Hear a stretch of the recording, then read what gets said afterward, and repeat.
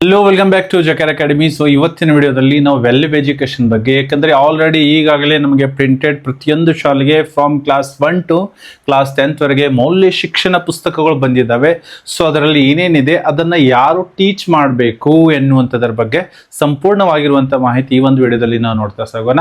So ಬನ್ನಿ ತಡ ಮಾಡದ ವಿಡಿಯೋನ ಪ್ರಾರಂಭ ಮಾಡೋಣ. ಹಾಗೂ ಯಾರು ಜಕೆರ್ ಅಕಾಡೆಮಿನ ಸಬ್ಸ್ಕ್ರೈಬ್ ಮಾಡಿಲ್ಲ ಅವರು ದಯವಿಟ್ಟು ಇಂತಹ ವಿಡಿಯೋಗಳಿಗಾಗಿ ಜಕೆರ್ ಅಕಾಡೆಮಿನ ಸಬ್ಸ್ಕ್ರೈಬ್ ಮಾಡಿ. ಈ ವರ್ಷದಿಂದ ನಮಗೆ ಮೌಲ್ಯ ಶಿಕ್ಷಣ ಎಲ್ಲ ಶಾಲೆಗಳಲ್ಲಿ ಪ್ರಾರಂಭ ಆಗ್ತಾ ಇದೆ.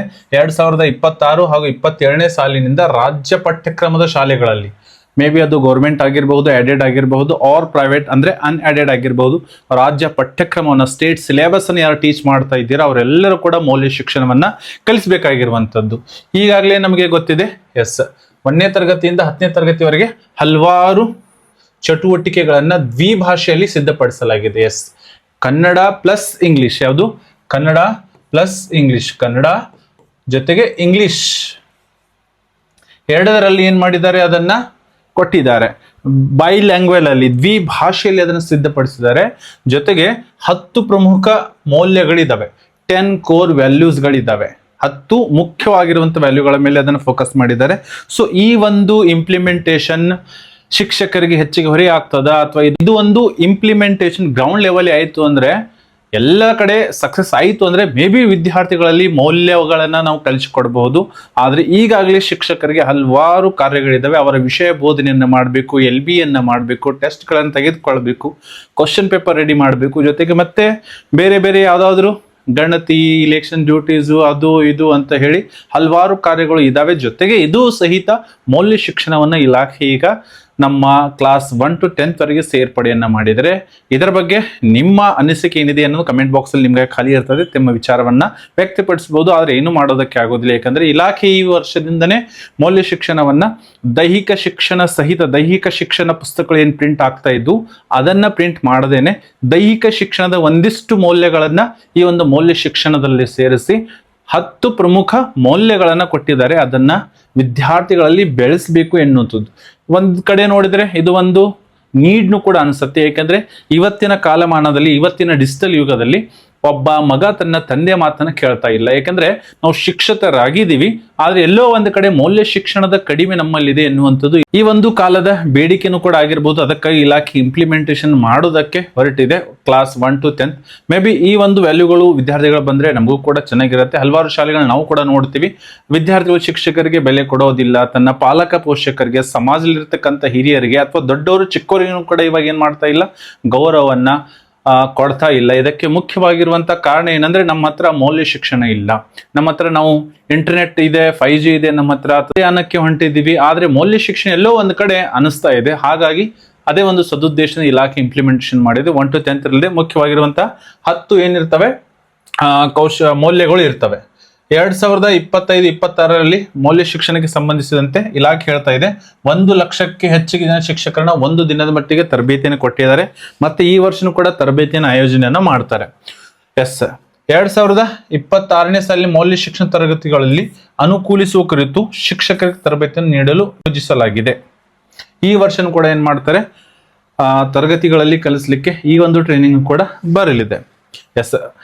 ಶಿಕ್ಷಕರ ಸಂಪನ್ಮೂಲ ಕೈಪಿಡಿ ಈಗಾಗಲೇ ಸಿದ್ಧಪಡಿಸಲಾಗುತ್ತದೆ. ಇದನ್ನು ಕೂಡ ಯಾವ ತರ ಮಾಡ್ಬೇಕು ಎನ್ನುವಂಥದ್ದು ಟೀಚರ್ ಟ್ರಾನ್ಸಾಕ್ಷನ್ ಮಾಡೆಲ್ನು ಕೂಡ ನಮ್ಮ ಕೈಗೆ ಸಿಗ್ತದೆ. ಆಮೇಲೆ ಚಟುವಟಿಕೆಗಳನ್ನ ತರಗತಿವಾರು ಇದೆ, ವಿಷಯವಾರು ಇದೆ, ಶಿಕ್ಷಕರಿಗೇನು ಸಹಿತ ಏನ್ ಮಾಡಿದರೆ ಹಂಚಿಕೆ ಮಾಡಿದ್ದಾರೆ. ನೋಡಿ, ಸ್ಟಾಫ್ ಅಲ್ಲಿ ಜಗಳನೂ ಕೂಡ ಆಗಬಾರ್ದು. ಯಾಕಂದ್ರೆ ಮೌಲ್ಯ ಶಿಕ್ಷಣ ಯಾರು ಕಲಿಸ್ಬೇಕು ಎನ್ನುವಂಥ ದೊಡ್ಡ ಪ್ರಶ್ನೆ ನಮ್ಮ ಹತ್ರ ಇರ್ತದೆ. ಯಾಕಂದ್ರೆ ಅವರವರು ಆಯಾ ಸಬ್ಜೆಕ್ಟ್ಗಳಲ್ಲಿ ಟೀಚಿಂಗ್ ಅನ್ನ, ಬೋಧನೆಯನ್ನ ಮಾಡ್ತಾ ಇರ್ತಾರೆ. ಜೊತೆಗೆ ನಾವು ಪ್ರೈಮರಿ ಸೆಕ್ಷನ್ದವರಾಗಿದ್ರೆ ಪ್ರೈಮರಿ ಸೆಕ್ಷನ್ ಅಲ್ಲಿ 1ಕ್ಕಿಂತ ಹೆಚ್ಚಿಗೆ ವಿಷಯಗಳನ್ನು ಬೋಧನೆ ಮಾಡ್ತಾ ಇದ್ದಾರೆ ನಮ್ಮ ಶಿಕ್ಷಕರು. ಜೊತೆಗೆ ಇದು ಸಹಿತ ಬಂದು, ಅದಕ್ಕಾಗಿ ಆಲ್ರೆಡಿ DSC RT ಏನ್ ಮಾಡಿದ್ದಾರೆ, ಪ್ರತಿಯೊಂದು ತರಗತಿಗೆ ವಿಷಯವಾರು ಯಾವೆಲ್ಲ ವಿಷಯದ ಶಿಕ್ಷಕರು ಅದನ್ನ ಬೋಧನೆ ಮಾಡಬೇಕು, ಎಷ್ಟು ಚಟುವಟಿಕೆಗಳಿದಾವೆ ಅನ್ನೋದು ಕೂಡ ನಾವು ಮುಂದೆ ನೋಡ್ತಾ ಸಾಗೋಣ ತರಗತಿವಾರು. ಇದೆಲ್ಲವನ್ನು ಕೂಡ ಈ ವರ್ಷ ಇಲಾಖೆ ಕೊಟ್ಟಿದೆ. ಮೌಲ್ಯ ಶಿಕ್ಷಣಕ್ಕೆ ವೇಳಾಪಟ್ಟಿಯಲ್ಲಿ 2 ಅವಧಿಗಳನ್ನ ನಿಗದಿಪಡಿಸಲಾಗಿದೆ. ನಮಗೆ ಮುಖ್ಯವಾಗಿ ನಮ್ಮ ವೇಳಾಪಟ್ಟಿಯಲ್ಲಿ ನಾವು 2 ಅವಧಿಗಳನ್ನ ನಿಗದಿಪಡಿಸಲೇಬೇಕು. ಅದನ್ನು ಕೂಡ ನಮ್ಮ ವೇಳಾಪಟ್ಟಿಯಲ್ಲಿ ಈ ವರ್ಷದಲ್ಲಿ ನಾವು ಸಂಯುಕ್ತ ವೇಳಾಪಟ್ಟಿ ಏನ್ ಮಾಡ್ತೀವಿ ಅದರಲ್ಲಿ 2 ಅವಧಿಗಳನ್ನು ಮೌಲ್ಯ ಶಿಕ್ಷಣಕ್ಕೆ ನಾವು ತೋರಿಸಿಕೊಳ್ಳಲೇಬೇಕಾಗಿರುವಂಥದ್ದು, 2 ಅವಧಿಗಳು ಮಾಡಿಕೊಳ್ಳಬೇಕಾಗಿರುವಂಥದ್ದು. ಅದಕ್ಕೆ ತಕ್ಕಂತೆ ವಾರ್ಷಿಕವಾಗಿ ಲಭ್ಯವಿರುವ ಅವಧಿಗಳನ್ನು ಲೆಕ್ಕಾಚಾರ ಮಾಡಿ ಶಿಕ್ಷಕರಿಗೆ ಹಂಚಿಕೆ ಮಾಡಲಾಗುವುದು ಅಂತ ಶಿಕ್ಷಕರಿಗೆ ಹಂಚಿಕೆ ಇದೆ. ನಾನು ಅದನ್ನು ಮುಂದೆ ತೋರಿಸ್ತಾ ಹೋಗ್ತೀನಿ. ಜೊತೆಗೆ ವಿದ್ಯಾರ್ಥಿಗಳು ಮೌಲ್ಯಗಳನ್ನು ಅಳವಡಿಸಿಕೊಳ್ಳುತ್ತಿರೋ ಬಗ್ಗೆ ನಿರಂತರ ಅನುಪಾಲನೆಯನ್ನ ಮಾಡಬೇಕಾಗಿರುವಂಥದ್ದು. ಇದನ್ನ ಕಲಿಸ್ಬೇಕಾ ಅಥವಾ ಹಾಗೆ ಬಿಡ್ಬೇಕು ಎನ್ನುವಂಥದ್ದು ಪ್ರತಿ ವರ್ಷ ಬರ್ತದೆ, ಹಾಗೆ ಮಾಡಿದ ಆಯ್ತು ಎನ್ನುವಂಥದ್ದು ಶಿಕ್ಷಕರಲ್ಲಿ ಇರಬೇಕು. ಆದ್ರೆ ಈ ಒಂದು ಮೌಲ್ಯಗಳು ಏನಿದಾವೆ ಈ ವರ್ಷ ಮತ್ತೆ ಇಲಾಖೆ ಹೊಸ ಪ್ರಯೋಗನ ಮಾಡ್ತಾ ಇದೆ. ಅದನ್ನ ನಾನು ನೆಕ್ಸ್ಟ್ ವಿಡಿಯೋದಲ್ಲಿ ನಿಮಗೆ ಹೇಳ್ತಾ ಇರ್ತೀನಿ. ಯಾಕಂದ್ರೆ ಈ ವರ್ಷದಿಂದ ಹಲವಾರು ಬದಲಾವಣೆಗಳು ನಮ್ಮ ಶಿಕ್ಷಣ ಕ್ಷೇತ್ರದಲ್ಲಿ ಆಗ್ತಾ ಇದೆ. ಹಾಗಾಗಿ ಈ ವರ್ಷ ನಮ್ಮ ಪ್ರಗತಿ ಪತ್ರಗಳು ಏನಿದಾವೆ ನಾವು SCS ಯಾವ ತರ ಡೌನ್ಲೋಡ್ ಅನ್ನ ಮಾಡ್ಕೊಳ್ತಾ ಇದ್ವಿ, 1 or 2 or 3 ಪೇಜಲ್ಲಿ ಇರ್ತಿದ್ವಿ, ಕೇವಲ ಅವರ FAಗಳು SAಗಳು ಇರ್ತಿದ್ವು. ಆದ್ರೆ ಈ ವರ್ಷ ಚೇಂಜ್ ಆಗ್ತಾ ಇದೆ. ಅದನ್ನ ಮುಂದಿನ ವಿಡಿಯೋದಲ್ಲಿ ನಾನು ಡಿಸ್ಕಷನ್ ಮಾಡ್ತೀನಿ. ಸೊ ಬನ್ನಿ ಇವಾಗ ನಾವು ತಡ ಮಾಡದೆ ಯಾವೆಲ್ಲ ಮೌಲ್ಯಗಳನ್ನ ನಮ್ಮ ಮೌಲ್ಯ ಶಿಕ್ಷಣದಲ್ಲಿ ಕೊಟ್ಟಿದ್ದಾರೆ ಎನ್ನುವುದರ ಬಗ್ಗೆ ನಾವು ನೋಡ್ತಾ ಸಾಗೋಣ. ನಿಮಗೆ ಇಲ್ಲಿ ಒಂದು ಚಾರ್ಟ್ ಕಾಣ್ತಾ ಇರಬಹುದು. ಜೊತೆಗೆ ಈ ಕಡೆ ಕೋರ್ ವ್ಯಾಲ್ಯೂಸ್ಗಳಿದ್ದಾವೆ. ಮುಖ್ಯವಾಗಿ 10 ಕೋರ್ ವ್ಯಾಲ್ಯೂಸ್ಗಳಿದ್ದಾವೆ. ಎಷ್ಟು? 10 ಕೋರ್ ವ್ಯಾಲ್ಯೂಸ್ಗಳಿದೆ. ಎಷ್ಟು? 10 ಕೋರ್ ವ್ಯಾಲ್ಯೂಸ್ಗಳಿದ್ದಾವೆ. ಈ 10 ಕೋರ್ ವ್ಯಾಲ್ಯೂಸ್ಗಳನ್ನ ಅಂದ್ರೆ ಪ್ರಮುಖ ಮೌಲ್ಯಗಳು ಹತ್ತಿರದಲ್ಲಿ ಮತ್ತೆ ಉಪಮೌಲ್ಯಗಳನ್ನು ಕೂಡ ಅಳವಡಿಸಿದರೆ ಅದಕ್ಕೆ ಆಗಿರತಕ್ಕಂಥ ಚಟುವಟಿಕೆಗಳನ್ನು ನಿಗದಿಪಡಿಸಿದರೆ ಆ ಚಟುವಟಿಕೆಗಳನ್ನು ಶಿಕ್ಷಕರು ಮಾಡಬೇಕಾಗಿರುವಂಥದ್ದು. ಮುಂಚೆ ನಾವು 10 ಕೋರ್ ವ್ಯಾಲ್ಯೂಸ್ ಏನಿದ್ದಾವೆ ಅದರ ಬಗ್ಗೆ ತಿಳಿದುಕೊಳ್ತಾ ಸಾಗೋಣ. ಮೊದಲಿಗೆ ರೆಸ್ಪೆಕ್ಟ್ ಬಗ್ಗೆ ಕೋರ್ ವ್ಯಾಲ್ಯೂಸ್ ಅನ್ನು ಕೊಡಲಾಗಿದೆ. ರೆಸ್ಪೆಕ್ಟ್ ಬಗ್ಗೆ. ನೆಕ್ಸ್ಟ್ ಪ್ರಾಮಾಣಿಕತೆ ಮತ್ತು ನಿಷ್ಠೆ, ಹಾನೆಸ್ಟಿ ಅಂಡ್ ಇಂಟಿಗ್ರಿಟಿ ಬಗ್ಗೆ ಕೊಡಲಾಗಿದೆ. ತದನಂತರ ಭಾವನಾತ್ಮಕತೆ ಮತ್ತು ಸ್ಥಿತಿಸ್ಥಾಪಕತ್ವ ಎನ್ನುವಂಥದ್ದು, ಇಮೋಷನಲ್ ಇಂಟೆಲಿಜೆನ್ಸ್ ಅಂಡ್ ಸೈಲೆನ್ಸ್ನೆಸ್ ಎನ್ನುವಂಥದ್ದು. ಸೊ ಇದು ಬಹಳಷ್ಟು ಮುಖ್ಯವಾಗಿರುವಂಥದ್ದು. ಭಾವನಾತ್ಮಕ ಇಮೋಷನಲ್ ಆಗಿ ಮಕ್ಕಳಾಗಿರಬಹುದು, ಯಾಕಂದ್ರೆ 1 ರಿಂದ 10ನೇ ತರಗತಿ ಮಕ್ಕಳು ಬಹಳಷ್ಟು ಇಮೋಷನಲ್ ಆಗ್ತಾರೆ, ಅದರ ಮೇಲೆ ಕಂಟ್ರೋಲ್ ಬೇಕು ಎನ್ನುವಂಥದ್ರ ಬಗ್ಗೆ ಬಹಳಷ್ಟು ಚೆನ್ನಾಗಿರುವಂತಹ ಕೋರ್ ವ್ಯಾಲ್ಯೂ ಇದೆ. ಅನುಭೂತಿ, ಎಂಪತಿ ಅಂಡ್ ಕಾಂಪೆಷನ್ ಅದರ ಬಗ್ಗೆ ಕೊಡಲಾಗಿದೆ. ವೈವಿಧ್ಯತೆ, ಸಮತೆ ಮತ್ತು ಒಳಗೊಳ್ಳುವಿಕೆ, ಇದು ನಮ್ಮ ಸಂವಿಧಾನದ ಮೂಲ ಆಶಯನೂ ಕೂಡ ಇದೆ. ಏನದು? ಡೈವರ್ಸಿಟಿ, ಈಕ್ವಿಟಿ ಅಂಡ್ ಇನ್ಕ್ಲೂಷನ್ ಎನ್ನುವಂಥದ್ದಿದೆ. ಅದರ ಬಗ್ಗೆ ಕೂಡ ಹಲವಾರು ವ್ಯಾಲ್ಯೂಸ್ಗಳನ್ನ ಇದು ಒಳಗೊಂಡಿದೆ. ಇದರ ಮೌಲ್ಯಗಳನ್ನು ಕೂಡ ಇನ್ನೂ ಇದಾವೆ. ಜೆಂಡರ್ ಸಮಾನತೆ, ಲಿಂಗ ಸಮಾನತೆ ಅಂತ ಕೊಡ್ತೀವಿ. ಜೆಂಡರ್ ಈಕ್ವಾಲಿಟಿ ಬಗ್ಗೆ ಕೊಟ್ಟಿದ್ದಾರೆ. ವೈಜ್ಞಾನಿಕ ಮನೋಭಾವ ಮತ್ತು ಸೃಜನಾತ್ಮಕತೆ ಬಗ್ಗೆನೂ ಕೂಡ ಇದೆ. Scientific temper and creative imagination ಎನ್ನುವಂಥದ್ರ ಬಗ್ಗೆ ಕೊಡಲಾಗಿದೆ. ಎಲ್ಲವೂ ಕೂಡ ಬಹಳಷ್ಟು ಚೆನ್ನಾಗಿದ್ದಾವೆ. ಆದರೆ ಗ್ರೌಂಡ್ ಅಲ್ಲಿ ಇದು ಇಂಪ್ಲಿಮೆಂಟ್ ಆದ್ರೆ ಒಳ್ಳೆಯದು, ಅಥವಾ ಇದನ್ನ ಹೊರೆಯಾಗಿ ನಾವು ತೆಗೆದುಕೊಂಡು ಬೋಧನೆಯನ್ನ ಮಾಡಿದ್ರೆ ಮೇ ಬಿ ಅದು ನಾವು ಪ್ರಿಂಟ್ಗೆನೆ ದುಡ್ಡು ಕೊಟ್ಟಂಗಾಗತ್ತೆ. ಇಲಾಖೆ ಕಡೆಯಿಂದ, ಸರ್ಕಾರ ಕಡೆಯಿಂದ ನಾವು ಕೇವಲ ಪುಸ್ತಕ ಪ್ರಿಂಟ್ ಹಾಕ್ಸೋಕೆ ದುಡ್ಡು ಕೊಟ್ಟಂಗಾಗ್ತದೆ. ಸೊ ಇದನ್ನು ಕೂಡ ಸ್ವಲ್ಪ ವಿಚಾರ ಮಾಡಬೇಕು. ಈ ಆಲ್ರೆಡಿ ಈಗಾಗಲೇ ಶಿಕ್ಷಕರು ಬಹಳಷ್ಟು ಬೋಧನೆಯನ್ನ ಮಾಡಿ ಇಲಾಖೆಯ ಇನ್ನಿತರ ಕೆಲಸಗಳನ್ನು ಸಹಿತ ಮಾಡ್ತಾ ಇದ್ದಾರೆ. ಸೊ ಇಂಪ್ಲಿಮೆಂಟೇಷನ್ ಆದ್ರೆ ಒಳ್ಳೆಯದು. ಸುಸ್ಥಿರ ಜೀವನ ಪದ್ಧತಿ ಮತ್ತು ಜಾಗೃತಿ ಎನ್ನುವಂಥದ್ದಿದೆ. ನಾಗರಿಕ ಜವಾಬ್ದಾರಿ, ಸಿವಿಕ್ ಸೆನ್ಸ್ ಅಂತ ಕರಿತೀವಿ, ಅಥವಾ ಸಿವಿಕ್ ರೆಸ್ಪಾನ್ಸಿಬಿಲಿಟಿ, ಅದರ ಬಗ್ಗೆನೂ ಕೂಡ ಇದೆ. ಜೊತೆಗೆ ಸುರಕ್ಷತೆ, ಸೇಫ್ಟಿ ಬಗ್ಗೆ ಇದೆ. ಇನ್ನು ಪ್ರತಿಯೊಂದು ತರಗತಿಗೆ ಎಷ್ಟೆಷ್ಟು ಇದಾವೆ ಎನ್ನುವಂಥದ್ರ ಬಗ್ಗೆ ಇಲ್ಲೆಲ್ಲ ಚಾರ್ಟ್ ಸ್ಕ್ರೀನ್ ಶಾಟ್ ಕೂಡ ತೆಗೆದುಕೊಳ್ಬಹುದು. ಇದೆಲ್ಲನೂ ಕೂಡ DSCRT ಅವರು ಮಾಡಿರುವಂಥದ್ದು. ಸೊ ಫಸ್ಟ್ ಸ್ಟ್ಯಾಂಡರ್ಡ್ಗೆ ಇಲ್ಲಿ ತಗೊಳ್ಳು. ಇದನ್ನ ಜಸ್ಟ್ ಒಂದನ್ನ ನಾನು ಹೇಳ್ತಾ ಹೋಗ್ತೀನಿ. ಗೌರವದ ಬಗ್ಗೆ ಫಸ್ಟ್ ಸ್ಟ್ಯಾಂಡರ್ಡ್ಗೆ 3 ಸಬ್ ಆಕ್ಟಿವಿಟಿಗಳು ಇರ್ತವೆ. ಪ್ರಾಮಾಣಿಕತೆ ಮತ್ತು ನಿಷ್ಠೆ ಬಗ್ಗೆ 1 ಇರ್ತದೆ, ಗೊತ್ತಾಯ್ತಾ? ಹೀಗೆ ಒಟ್ಟು 1ನೇ ತರಗತಿಗೆ 21 ಆಕ್ಟಿವಿಟೀಸ್ಗಳಿದ್ದಾವೆ.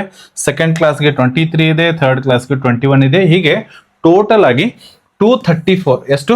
ಟೋಟಲ್ ಆಗಿ 234 ಆಕ್ಟಿವಿಟೀಸ್ಗಳು from class 1 to class 10th ವರೆಗೂ ಕೂಡ 234 ಆಕ್ಟಿವಿಟೀಸ್ಗಳನ್ನ ಮಾಡಬೇಕಾಗಿರುವಂಥದ್ದು ಇದೆ. ಸೊ ಇಷ್ಟೆಲ್ಲ ಆಕ್ಟಿವಿಟೀಸ್ಗಳನ್ನ ಪ್ರತಿಯೊಂದು ಕ್ಲಾಸ್ಗೆ ಎಷ್ಟೆಷ್ಟು ಇರ್ತವೆ ಎನ್ನುವಂಥದ್ರ ಬಗ್ಗೆ ಇಲ್ಲಿ ಕೊಡಲಾಗಿದೆ. ತಾವುಗಳು ಅದನ್ನ ನೋಡ್ತಾ ಸಾಗಬಹುದು. 34 ಏನು ಆಕ್ಟಿವಿಟೀಸ್ಗಳಿದ್ದಾವೆ ಇದನ್ನ ಮತ್ತೆ ಇಲ್ಲಿ ವಿಂಗಡಣೆಯನ್ನ ಮಾಡಿದ್ದಾರೆ. ಫಸ್ಟ್ 1 to 5th ಕ್ಲಾಸ್ ವರೆಗೇನು ಕೂಡ ಮಾಡಿದ್ದಾರೆ. ನೋಡಿ ಇಷ್ಟು ಆಕ್ಟಿವಿಟೀಸ್ಗಳಿದ್ದಾವೆ. ಯಾರೆಲ್ಲ ಟೀಚ್ ಮಾಡಬೇಕು, ಸಬ್ಜೆಕ್ಟ್ ವೈಸ್ ಮ್ಯಾಪಿಂಗ್ ಇದೆ. ನೋಡಿ ಇಲ್ಲಿ ಸಬ್ಜೆಕ್ಟ್ ವೈಸ್ ಯಾವ್ಯಾವ ಸಬ್ಜೆಕ್ಟ್ ದವರು ಎಷ್ಟೆಷ್ಟು ಆಕ್ಟಿವಿಟಿಗಳನ್ನ ಮಾಡಿಸ್ಬೇಕು ಎನ್ನುವಂಥದ್ರ ಬಗ್ಗೆ ಇದೆ. ಕನ್ನಡ ಮತ್ತು ಇಂಗ್ಲಿಷ್ ಕಲಿಸೋರು, ಏಕೆಂದ್ರೆ ಈ ವರ್ಷ ದ್ವಿಭಾಷೆ ಇರೋದ್ರಿಂದ ಕನ್ನಡ ಜೊತೆಗೆ ಇಂಗ್ಲಿಷ್ನು ಕೂಡ ಅದೇ ಟೀಚರ್ ಕಲಿಸ್ತಾ ಇರ್ತಾರೆ. ಸೊ ಹಾಗಾಗಿ 1 to 5th ಕ್ಲಾಸ್ ವರೆಗೆ ಏನ್ ಕೊಟ್ಟಿದ್ದಾರೆ, ಕನ್ನಡ ಮತ್ತು ಇಂಗ್ಲಿಷ್ ಬೋಧನೆ ಮಾಡೋರು ಫಸ್ಟ್ ಸ್ಟ್ಯಾಂಡರ್ಡ್ಗೆ 9 ಆಕ್ಟಿವಿಟೀಸ್ಗಳನ್ನ, ಸೆಕೆಂಡ್ಗೆ 5 ಆಕ್ಟಿವಿಟೀಸ್ಗಳನ್ನ ಥರ್ಡ್ ಕ್ಲಾಸ್ಗೆ, 8 ಆಕ್ಟಿವಿಟೀಸ್ಗಳನ್ನ ಫೋರ್ತ್ ಕ್ಲಾಸ್ಗೆ, 10 ಹಾಗೂ ಫಿಫ್ತ್ ಸ್ಟ್ಯಾಂಡರ್ಡ್ಗೆ 10, ಒಟ್ಟು 43 ಆಕ್ಟಿವಿಟೀಸ್ಗಳನ್ನ ಯಾರು ಮಾಡ್ಬೇಕಂದ್ರೆ ಕನ್ನಡ ಅಂಡ್ ಇಂಗ್ಲಿಷ್ ಬೋಧನೆ ಮಾಡುವವರು. EVS ಪರಿಸರ ಅಧ್ಯಯನ ಯಾರು ಮಾಡ್ತಾ ಇದ್ದೀರಾ, ಒಟ್ಟು 35, 1 to 5th ವರೆಗೆ. ಮ್ಯಾಥ್ಸ್ ಅನ್ನು ಯಾರು ಟೀಚ್ ಮಾಡ್ತಾ ಇದ್ದೀರಾ, ಒಟ್ಟು 35. ಹೀಗೆ ಫಸ್ಟ್ ಸ್ಟ್ಯಾಂಡರ್ಡ್ಗೆ ಒಟ್ಟು 20 ಇದಾವೆ, ಸೆಕೆಂಡ್ ಸ್ಟ್ಯಾಂಡರ್ಡ್ಗೆ 22, ಥರ್ಡ್ ಸ್ಟ್ಯಾಂಡರ್ಡ್ 20, ಫೋರ್ತ್ಗೆ 26, ಫಿಫ್ತ್ಗೆ 25. ಒಟ್ಟು 1 ರಿಂದ 5ನೇ ತರಗತಿವರೆಗೆ 113 ಆಕ್ಟಿವಿಟೀಸ್ಗಳನ್ನ ಫಿಫ್ತ್ ಕ್ಲಾಸ್ ವರೆಗಿನೂ ಕೂಡ ಮಾಡಬೇಕಾಗಿರುವಂಥದ್ದು. ನೆಕ್ಸ್ಟ್ ಬಂದ್ಬಿಟ್ಟು ಸಬ್ಜೆಕ್ಟ್ ವೈಸ್ 6 to 10th ಯಾರ್ಯಾರು ತೆಗೆದುಕೊಳ್ಬೇಕು ಎನ್ನುವಂಥದ್ದು. 6 to 10th ನೋಡಿ, 6th, 7th, 8th, 9th and 10th. Yes, Kannada ತೆಗೆದುಕೊಳ್ಳುವರು, ಇಂಗ್ಲಿಷ್ ಆ್ಯಂಡ್ ಥರ್ಡ್ ಲ್ಯಾಂಗ್ವೇಜ್ ಅಲ್ಲಿ ಮೇ ಬಿ ಅವರು ಕನ್ನಡ ಆರ್ ಹಿಂದಿ ಕಲಿಸ್ತಾ ಇರಬಹುದು, ಅವ್ರಿಗೇನೂ ಕೂಡ ಇದೆ, ಮ್ಯಾಕ್ಸಿಮಮ್ ಅವರಿಗೆ ಇದೆ. ಜೊತೆಗೆ ಮ್ಯಾಥ್ಸ್ ಆಗಿರಬಹುದು, ಸೈನ್ಸ್, ಸೋಷಿಯಲ್ ಸೈನ್ಸ್ ಹಾಗೂ ಒಟ್ಟು ಇಲ್ಲೆಲ್ಲ ತಗೊಳ್ಳಿ ಚಾರ್ಟ್ ಅನ್ನು ನೋಡ್ತಾ ಇರಬಹುದು. ಫಾರ್ ಎಕ್ಸಾಂಪಲ್ 8th ಸ್ಟ್ಯಾಂಡರ್ಡ್ಗೆ ತೆಗೆದುಕೊಂಡ್ರೆ ಕನ್ನಡದವರು 2 ಆಕ್ಟಿವಿಟೀಸ್ಗಳನ್ನು ಮಾಡಿಸ್ಬೇಕು, ಇಂಗ್ಲಿಷ್ ಅವ್ರಿಗೆ ಯಾವುದೂ ಇಟ್ಟಿಲ್ಲ ಇಲ್ಲಿ. ತದನಂತರ ಥರ್ಡ್ ಲ್ಯಾಂಗ್ವೇಜ್ ಅನ್ನು ಯಾರು ಬೋಧನೆಯನ್ನು ಮಾಡ್ತಾ ಇದ್ದಾರೆ, ಮೇ ಬಿ ಹಿಂದಿ ಆಗಿರ್ಬೋದು, ಕನ್ನಡ ಯಾರು ಬೋಧನೆ ಮಾಡ್ತಾ ಇದ್ದಾರೆ ಥರ್ಡ್ ಲ್ಯಾಂಗ್ವೇಜ್ ಅಲ್ಲಿ, ಅವರು 5 ಆಕ್ಟಿವಿಟೀಸ್ಗಳನ್ನು ಮಾಡಿಸ್ಬೇಕಾಗಿರುವಂಥ ವಿದ್ಯಾರ್ಥಿಗಳಿಗೆ. ಮ್ಯಾಥ್ಸ್ದವರು 2, ಸೈನ್ಸ್ದವರಿಗೆ ಇಲ್ಲಿ ಸ್ವಲ್ಪ ಹೊರೆ ಆಗ್ತದೆ ಅಂತ ನನಗೆ ಅನಿಸ್ತದೆ, 9 ಆಕ್ಟಿವಿಟೀಸ್ಗಳು ಮಾಡಬೇಕು. ಸೋಷಿಯಲ್ ಸೈನ್ಸ್ದವರು 4 ಆಕ್ಟಿವಿಟೀಸ್ಗಳನ್ನು ಮಾಡಿಸ್ಬೇಕು. ಟೋಟಲ್ 22 ಆಕ್ಟಿವಿಟೀಸ್ಗಳನ್ನು ಮಾಡಿಸ್ಬೇಕು. ಯಾವ ಕ್ಲಾಸ್ಗೆ, 8th ಕ್ಲಾಸ್ಗೆ. ಹೀಗೆ ಪ್ರತಿಯೊಂದು ಕ್ಲಾಸ್ಗೆ ಸಂಬಂಧಿಸಿರುವಂಥ ಈ ಒಂದು ಚಾರ್ಟ್ ಇದೆ.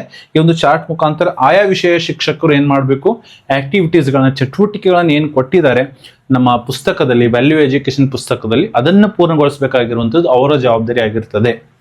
ಸರಿನಾ? ಇದು ಕ್ಲಿಯರ್ ಆಯಿತು ಅಂತ ನಾನು ಅನ್ಕೊಂತೀನಿ. ಸಬ್ಜೆಕ್ಟ್ ವೈಸ್ ಯಾರೆಲ್ಲ ಏನೇನು ಮಾಡಬೇಕು ಎನ್ನುವಂಥದ್ರ ಬಗ್ಗೆ ಇದು ಕ್ಲಿಯರ್ ಆಗಿದೆ ಅಂತ ನಾನು ಅನ್ಕೊಂತೀನಿ. ಹೀಗೆ ಒಟ್ಟು 6 ರಿಂದ 10ನೇ ತರಗತಿಗೆ 111 ನೋಡಿ, 115, 113, 1 to 5th, 111 ಎಲ್ಲಿದೆ ನಮ್ದು 6th, 10th. ಇನ್ನು ಏನಾಗ್ತವೆ, 234 ಇತ್ತು ಅಂದ್ರೆ ಎಷ್ಟು ರಿಮೈನಿಂಗ್ 10 ಏನಿದ್ದಾವೆ, 234 ಅಲ್ಲಿ 224 ಆಯ್ತು ಇವಾಗ. ಇನ್ನು ರಿಮೈನಿಂಗ್ 10 ಏನಿದ್ದಾವೆ, ಆಲ್ಮೋಸ್ಟ್ ಇದೆಲ್ಲನೂ ಕೂಡ ಎಲ್ಲ ಕ್ಲಾಸ್ಗೆ ಇಲ್ಲಿ ಕೊಟ್ಟಿದ್ದಾರೆ ನೋಡಿ. 1 ರಿಂದ 10ನೇ ತರಗತಿ ಮೊದಲನೇ ಚಟುವಟಿಕೆ ಸಾಮಾನ್ಯವಾಗಿದ್ದು, ಸದರಿ ಚಟುವಟಿಕೆಯನ್ನು ಶೈಕ್ಷಣಿಕ ವರ್ಷದ ಮೊದಲ ಮೌಲ್ಯ ಶಿಕ್ಷಣ ಅವಧಿಯಲ್ಲಿ ಅನುಕೂಲಿಸುವುದು. 10 ಏನಿದಾವೆ, 10 ಎಲ್ಲರಿಗೂ ಕೂಡ ಸೇಮ್ ಇದ್ದಾವೆ. ಹಾಗಾಗಿ ಇಲ್ಲಿ ಕೇವಲ 224 ನಮಗೆ ಗೊತ್ತಾಗ್ತದೆ. ಇನ್ನು 10 ಏನಿದಾವೆ ಎಲ್ಲರಿಗೂ ಕೂಡ ಸೇಮ್ ಇದಾವೆ, ಅದಕ್ಕೆ ಅದನ್ನು ಇಲ್ಲಿ ಇನ್ಕ್ಲೂಡ್ ಮಾಡಿಲ್ಲ. ಈ ಟೈಪ್ ಶಿಕ್ಷಕರು, ಈ ವಿಷಯವನ್ನು ಬೋಧಿಸುವಂಥ ಶಿಕ್ಷಕರು ಇಷ್ಟಿಷ್ಟು ಆಕ್ಟಿವಿಟೀಸ್ಗಳನ್ನು ಮಾಡಬೇಕಾಗಿರುವಂಥದ್ದು. ಇದರ PDF ಕೂಡ ಇರ್ತದೆ, ನಾನು ಲಿಂಕ್ ಬಾಕ್ಸಲ್ಲಿ ಅದನ್ನು ಬಿಟ್ಟಿರ್ತೀನಿ, ತಗೊಳ್ಳೋದನ್ನು ನೋಡ್ಕೊಳ್ಬಹುದು. ಮೌಲ್ಯ ಶಿಕ್ಷಣದ ಬಗ್ಗೆ ನಿಮ್ಮ ಅನಿಸಿಕೆ ಏನಿದೆ?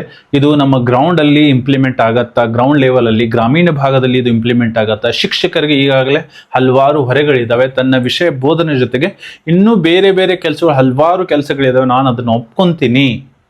ನಿಮ್ಮ ಅನಿಸಿಕೆ ಏನೇನು ಅಂತ ಕೂಡ ಕಮೆಂಟ್ ಬಾಕ್ಸಲ್ಲಿ ತಗೊಳ್ಳು ಕೂಡ ತಿಳಿಸಬಹುದು. ಒಂದು ವೇಳೆ ಇದು ಗ್ರೌಂಡ್ ಲೆವೆಲಲ್ಲಿ ಇಂಪ್ಲಿಮೆಂಟೇಷನ್ ಆಯಿತು ಅಂದರೆ ಚೆನ್ನಾಗಿದೆ, ಮೌಲ್ಯ ಶಿಕ್ಷಣ ಬೇಕಾಗಿದೆ, ವಿದ್ಯಾರ್ಥಿಗಳಲ್ಲಿ ಆ ಒಂದು ಭಾವನೆ ಮೂಡಿಸಲೇಬೇಕಾಗಿರುವಂಥದ್ದಿದೆ.